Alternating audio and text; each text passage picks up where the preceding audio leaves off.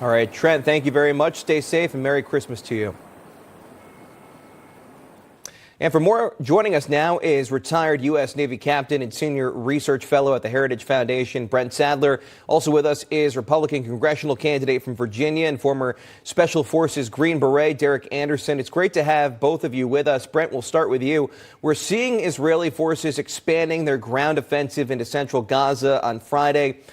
IDF has also reportedly gained full control of northern Gaza, as we just heard. How would you summarize where Israel's troops stand now, and how vital will more aid to their effort be should it be passed next year by Congress? Well, I think the aid is important, but the United States shouldn't be, and it isn't the only one providing assistance to Israel. The fighting on the ground right now will be critical to remove the launches of rockets, short and medium range type that can reach the cities in Israel. And once they've done that and they have effective control of the Gaza, then they can actually start instituting a more directed and more narrowly focused attacks against Hamas and rooting out the remnants of it. But really right now where the action is in this fighting is in the horizontal escalation we're seeing in the Indian Ocean and in the Red Sea. And Derrick, Israel's opened the door to discussions about the Palestinian Authority regaining control of Gaza from Hamas at the end of the war, provided that there be significant reforms and that Gaza is completely de-radicalized. Now, you're running to be a member of Congress. What's your position on how this war should end?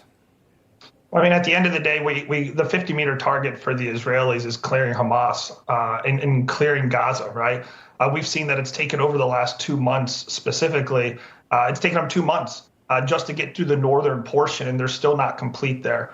We need to make sure we obviously stand completely behind Israel during this time. But, we've seen right now that the Israelis are currently conducting the clearance operations in the north.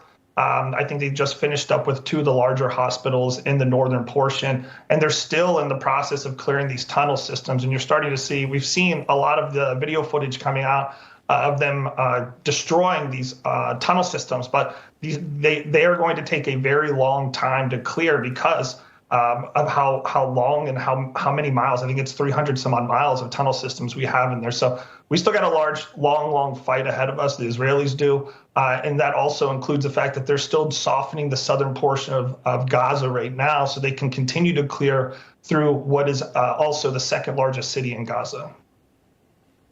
I want to go back to you, Brent. You were just talking about how this war has kind of expanded. The Pentagon says that they're trying to make sure that it does not escalate into a regional conflict, but you just alluded to the attacks in the Red Sea. There being missiles or drones being fired from Iran, being fired from Yemen with the Iran-backed Houthis. Keep in mind the Biden administration, Brent, they also delisted the Houthis as a foreign terrorist organization as one of their first moves back in 2021. Do you think that re-implementing that designation would kind of deter these attacks that we're seeing, or is there something else that the U.S. needs to do in order to stop these Houthi missiles?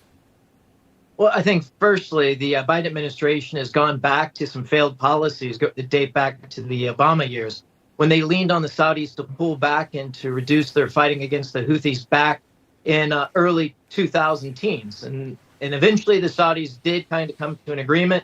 But again, we're where we're at now with the Houthis attacking international shipping.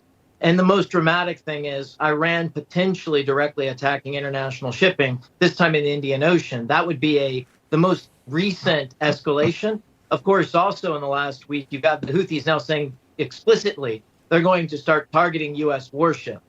The policy change, it's got to start with that at the White House and realize that the only way they're going to stop this escalation, quite frankly, it's already escalated horizontally, but to prevent it from continuing to escalate with more direct Iranian attacks, is to actually start applying some kinetic cost on the Houthis that are launching these attacks and any other assets the Iranians might have in the Red Sea and the Indian Ocean that are behind specific attacks to U.S. shipping.